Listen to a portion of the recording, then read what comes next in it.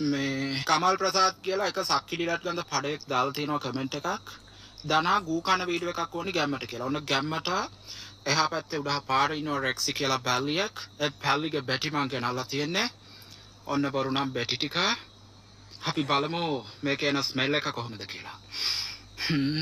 මාරම romantic පුක් ගඳක් එන්නේ. මේ බලපන්.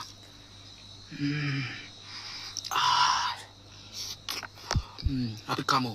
එකක් කාලා බලමු මොන වගේ ෆීල් එකක්ද එන්නේ කියලා. පරමහත්. අක්කසම බවක් කාලා බලපල්ලා මොන වහක් කරන්නේ. කියන්න බැටතරන් රහයි. කාලා ගිලලක් පෙන්නන්න තව තියෙනවා බලු බැටි මේ පියසේ. අතිතරන් දාගෙන කන්න පුළුවන්.